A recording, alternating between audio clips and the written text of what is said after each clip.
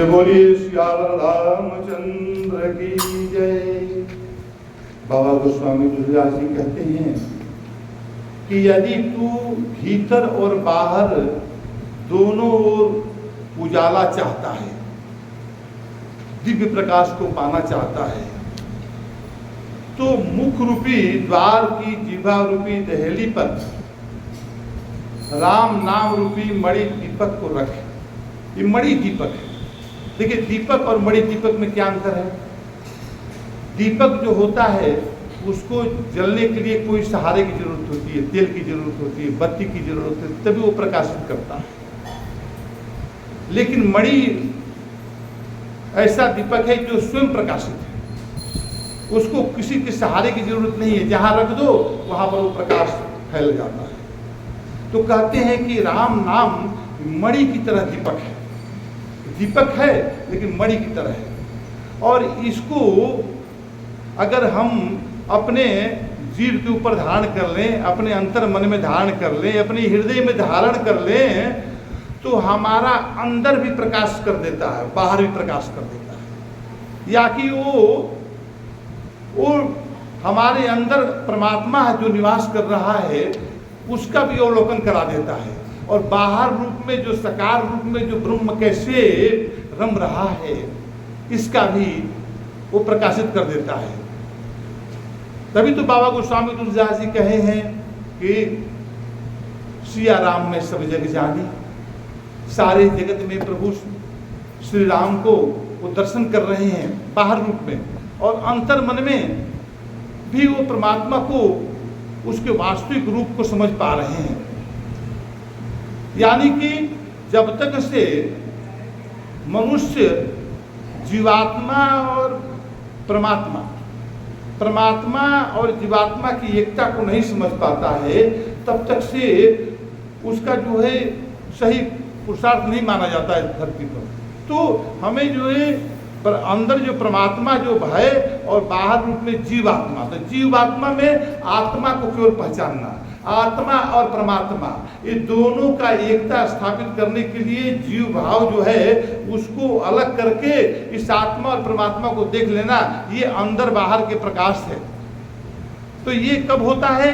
जब हम राम नाम रूपी जो है, राम जो नाम है, इसको हम जीवन में जीवा पर धारण कर लेते हैं, तो इसके प्रभाव से हमारा जीवन जो है अंदर बाहर दोनों एक हो जाता है, प्रकाशित हो जाता है। आगे बोलते हैं कि ब्रह्मा के बनाए हुए इस प्रपंच दृश्य जगत से भली भांति छूटे हुए वैराग्यवान मुक्त योगी पुरुष इस नाम को भी जीवा पर रखते हैं। तत्वज्ञानी जो होते हैं, जो ब्रह्म ज्ञानी होते हैं, वो भी इसी नाम को जप करते हैं। देखिए, परमात्मा का तो नाम जो बोला गया है अध्यात्म क्षेत्र में कि नाम तो है नहीं, परमात्मा कोई नाम नहीं है, परमात्मा अनामी है। लेकिन जब वो अनामी चीज जब ये सगुण के साथ में हो जाता है तो वो नाम बन जाता है। जो हम परमात्मा को बोलते हैं अनंत है, अविनाशी, अखंड है, अविचल है, या जो भी नाम से हम विभूषित करते हैं, निराकार है, निरंजन है, तो ये बात जो है क्या उनकी विशिष्टता है, साइनम सिम्टम, जो उसके एक जो है पहचान के लिए बनाया हुआ है, जो नाम नहीं है, वो अनामी है। लेकिन अनामी को बाबा गोस्वामी तुलसीदास जी नाम के द्वारा राम रूप में साकार प्रकट कर दिए। साकार में राम और निराकार में निर्गुण ब्रह्म, ये दोनों की एकता को स्थापित कौन करता है? नाम करता है। इसलिए नाम की प्रधानता यहाँ पर बाबा जी ने दी है। आगे बता रहे हैं कि जो परमात्मा के गूढ़ रहस्य को, यथार्थ महिमा को जानना चाहते हैं, ये गूढ़ रहस्य है जो बताया जा रहा है, ये बहुत गूढ़ रहस्य है। इसको क्या करते हैं? इंसान जो है केवल अपनी बौद्धिक क्षमता के अनुसार संसार में इतने रचे पचे हैं कि केवल इतने अंदर गहराई से नहीं समझते हुए वो बाहरी रूपों तक ही भक्ति कर लेते हैं। तो कहते हैं कि यथार्थ महिमा को जानना चाहते हैं कौन? जो परमात्मा के गूढ़ रहस्य को जानना चाहते हैं। वे जिज्ञासु भी नाम को जीभ से जप कर उसे जान लेते हैं। तो ये यहाँ इतना प्रभाव है। क्यों? कि लौकिक सिद्धियों को चाहने वाला अर्थार्थी क्या होता है? जो लौकिक संसार की सिद्धियों को प्राप्त करने के लिए प्रभु को याद करता है, नाम जपता है। और साधक लौ लगाकर नाम का जप करते हैं और अणिमादि 8 सिद्धियों को पाकर सिद्ध हो जाते हैं। और वो जो है इस नाम के द्वारा ही, नाम की कृपा से, महिमा से ही वो जो है इस तरह के जो सिद्धियां हैं उसे वो जीवन में प्राप्त कर लेते हैं। आगे बोलते हैं कि संकट से घबराए हुए आर्त। देखिए, चारों भक्तों की यहाँ बात की जा रही है, एक अर्थार्थी, एक आर्त, एक जिज्ञासु, एक ज्ञानी। 4 प्रकार के भक्त संसार में पाए जाते हैं। तो जो अर्थार्थी होते हैं, जो कामना लेकर परमात्मा की भक्ति करते हैं, तो उनको अर्थार्थी बोलते हैं। आर्त बोलते हैं जो उसके पास जो है, जो कुछ भी विविधा, दुख, संकट, समस्याएं उसके जीवन में आई हुई है, उसको उससे छुटकारा पाने के लिए जो करते हैं वो आरती मोले माने गए हैं, जो संकट से घबराए हुए रहते हैं। तो उनके बड़े भारी बुरे बुरे संकट मिट जाते हैं ये राम के नाम से। ये महादेव प्रभु के नाम से, परमात्मा का नाम अनेक है। तो नाम को हम अनेकता में एकता स्थापित हम तब कर पाते हैं जब उसके मूल रहस्य को समझ जाते हैं। कोई राम कहा, कोई ओम कहा, कोई श्याम कहा, कोई शंकर कहा, कोई दुर्गा कहा, कोई कुछ भी, अनेक नाम है। नाम अनेक तू एक तो है। नाम अनेक है लेकिन एक है। तो यहाँ पर बता रहे हैं कि वो सुखी हो जाते हैं। कौन?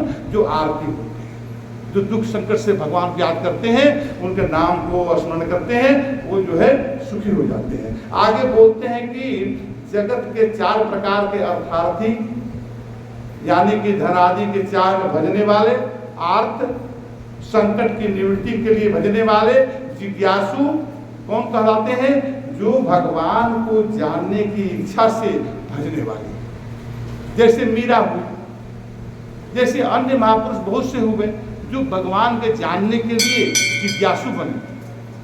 और जिज्ञासु कब बनता है? इंसान जिज्ञासु कब बनता है? इंसान जिज्ञासु बनता है जब इस संसार से उसको वैराग्य प्राप्त हो जाता है, संसार की कामनाओं से वो वैराग्य ले लेता है, तभी मन में जिज्ञासा आती है, इसकी नश्वरता को समझ जाता है। इससे उसका जीवन का समाधान नहीं हो पाता है। इसलिए जो है वो जिज्ञासु भाव से अपने आप को प्रस्तुत करके बोलते हैं कि जानने की इच्छा से भजने वाले। और ज्ञानी, ज्ञानी कौन है? ज्ञानी जो ब्रह्म ज्ञानी यहाँ बात हो रही है, वो कौन है? तो कहते हैं भगवान को तत्व से जानकर, तत्व से जानकर और स्वाभाविक ही प्रेम से भजने वाले राम भक्त। यही राम भक्त हैं जो परमात्मा को तत्व से जानकर, तत्व से जानना के मतलब क्या हुआ कि उसके निर्गुण रूप को समझते हुए, उसके जो है जो परमार्थिक रूप जो है, जो परिकल्पना से बाहर है, अगोचर है, अनंत है, अविनाशी है, उस रहस्य को जो समझते हुए उससे और साकार ब्रह्म राम से एकता स्थापित करके जो ज्ञान से अपने एक बना लेते हैं, वो जो है ज्ञानी भक्त कहलाते हैं। वो भी परमात्मा के भजन करते हैं। कहते हैं कि चारों ही चतुर भक्तों का नाम का ही आधार है। इस चारों जो प्रकार के जो भक्त हैं, इनका आधार केवल श्री राम का नाम ही है। इनमें ज्ञानी भक्त प्रभु को विशेष रूप से प्रिय है। क्यों प्रिय है? विशेष रूप से प्रिय है। बाकी सभी प्रिय हैं, सबको भगवान दया करते हैं। तो जैसे कि किसी पिता के 4 पुत्र हों और एक पुत्र को उसकी मनोकामनाएं, आशाओं को पूर्ण करते हुए ऐसे ऊंची जगह पर, पिता से भी बड़ा जगह पर पहुंचा, उसका नाम करता है, तो पिता उसके ऊपर ज़्यादा स्नेह करता है, अंदर से उसको हमेशा स्नेह करता है अंदर से। और जो नीचे है उसको प्रेम भाव से, वात्सल्य भाव से उसका भी संरक्षण करते हैं। पिता तो सबके लिए बराबर होते हैं। उसी तरह हमारे प्रभु श्री राम हैं, ये सबके लिए हैं। इस सृष्टि में कण-कण के लिए वो हैं, वो सब कुछ करते हैं। यानी प्रभु विशेष प्यारा है। हाँ, क्यों? इसलिए प्यारा है प्रभु। थोड़ा ध्यान दीजिए। अब देखिए, जो परमात्मा के पूर्ण रहस्य को, पूर्णत्व को समझ जाते हैं, उसके जो साकार और निराकार ब्रह्म को समझना ही इस जीवन का लक्ष्य है, मनुष्य का लक्ष्य है। और ये तभी होता है जब वो ज्ञानी बनता है। और परमात्मा इसीलिए इस धरती पर मनुष्य रूप में उसके शुभ कर्मों के अनुसार से यहाँ पर जन्म होता है, और वो अपने जन्म के रहस्य लक्ष्य को प्राप्त कर लिया। वो अभी संसार में नहीं आएगा, पुनरपि जननम पुनरपि मरणम वो नहीं करेगा। उसके हर कर्मों से छुटकारा हो गया, वो निष्काम भाव में चला गया, वो जो है गुणातीत हो गया, गुणों के प्रभाव से वो अलग हो गया, वो ब्रह्मज्ञानी हो गया और वो भगवान का एक रूप हो गया। उसमें और भगवान में कोई अंतर नहीं रहा।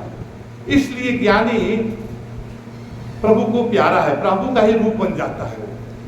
तो इसलिए मनुष्य जीवन का ये लक्ष्य है कि संसार में सब तो ऐसे नहीं होते हैं, लेकिन ये लक्ष्य है कि हर मनुष्य का एक कर्तव्य है संसार में आने के बाद में कि परमात्मा के पूर्णत्व को जानकर एक को जानो, एक को मानो और एक हो जाओ, एक हो जाओ। जब तुम्हारे में उसमें अंतर रहेगा तो तुम हमेशा जो है इस संसार में ही विचरण करोगे। ये बात करके यहाँ बता रहे हैं, आगे बता रहे हैं।